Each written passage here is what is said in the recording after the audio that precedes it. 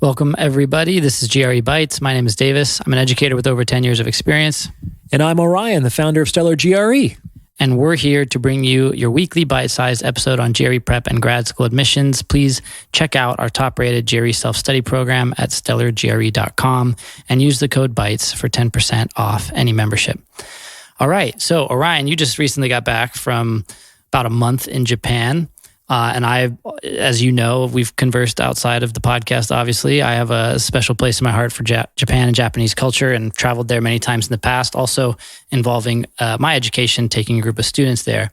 One thing, anybody familiar with riding on Japanese trains might notice sitting near the conductor's chair or car, and there are videos online we'll link to in the description below.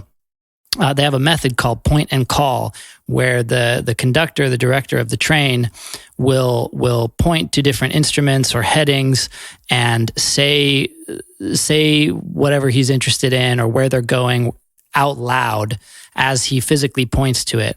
And Japan is famous for its reduction in accidents across the use of their extensive railroad systems and public transit. It's a wonderful concept. Orion, as a psychologist, as an educator, and specifically within reference to the GRE and this idea of point and call, can you explain how it can be a powerful tool also in test taking?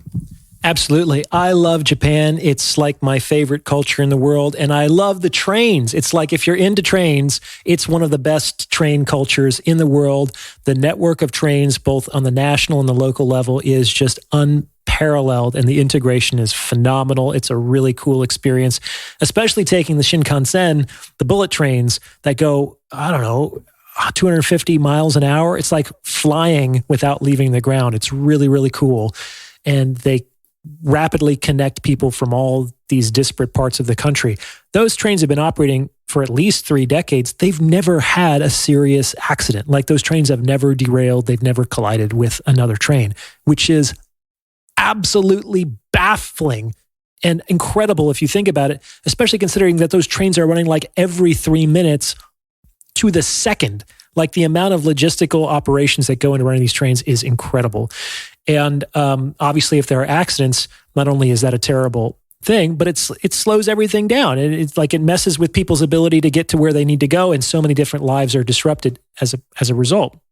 So point and call is really cool. They implemented this system a decade or so ago, and they saw an 85% reduction in carelessness as a consequence of using this. It takes some getting used to, because you kind of look like a maniac when you're doing it. You're pointing at everything in this really exaggerated fashion. You're stating the obvious. You're basically saying out loud what you're looking at. You're describing it.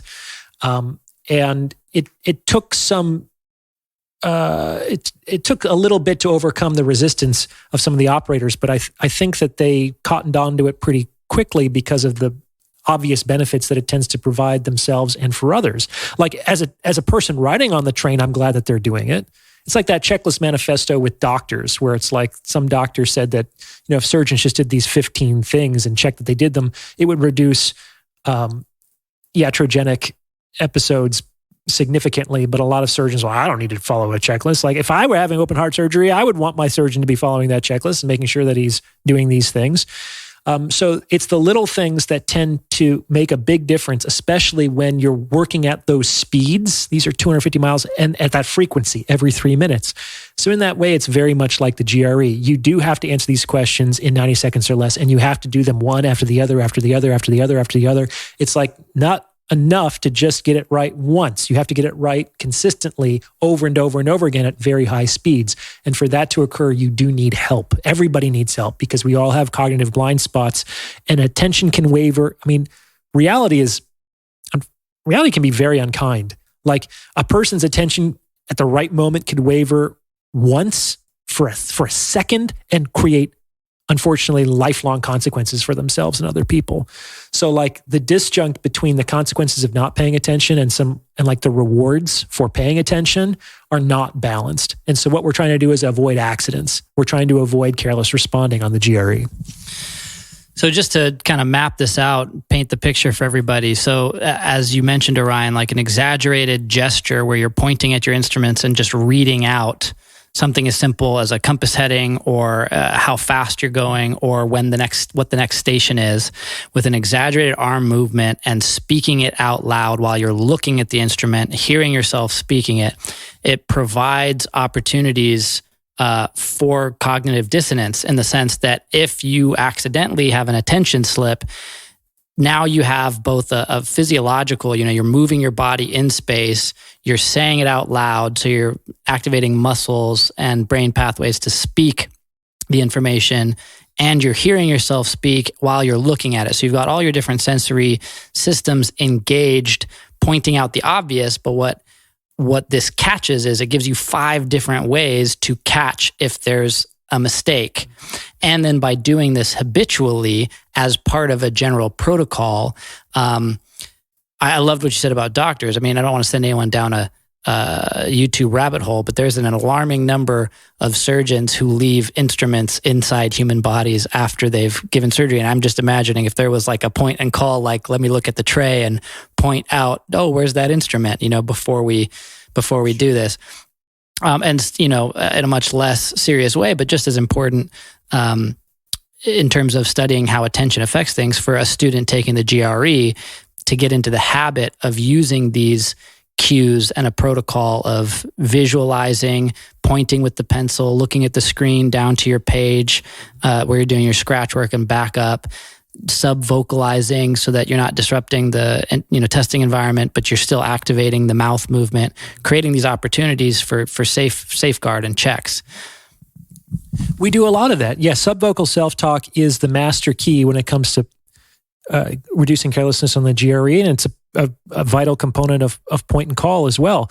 We talked about on a previous podcast reducing transfer errors, and I talked about creating a unbroken loop where you point to the question on your answer on your scratch paper, and you then point to its corresponding answer choice on the screen. And so you create this analog continuity from your page to the screen to reduce that kind of thing.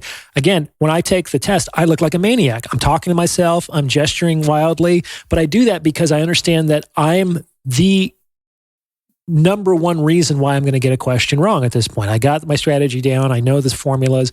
If I miss a question, it's because I'm moving too fast or I'm skipping on some of these fail safes. And the point is, you do them even when you don't think you need to. These conductors do that same. They're not amateurs. That's their job. Some of them have been driving trains for years or decades. It's like, just because you don't use your fail-safes, that doesn't mean that there's going to be an accident. But almost always when there's an accident, it's because someone didn't use their fail-safes. So the fail-safes are only useful if you use them. And the idea here is when you think you don't need to use them, or when you're most vulnerable and when you most need to use them. So the idea here is to just get in the habit of doing them, whether you think you need to or not. Like the question of, do I need to do that? You should just remove that from your consciousness. It's not a useful question to you. It's just wasting time, and you should do them anyway, regardless of that answer. Thank you, Orion, for that contextual application in the GRE, and also the psychological resistance some people have to engaging in these things. And thank you, everybody, for tuning in. We'll be back next week for another bite-sized episode of GRE Bites. If you have a topic you'd like discussed on a future episode, please reach out to us. Let us know at stellargre@gmail.com.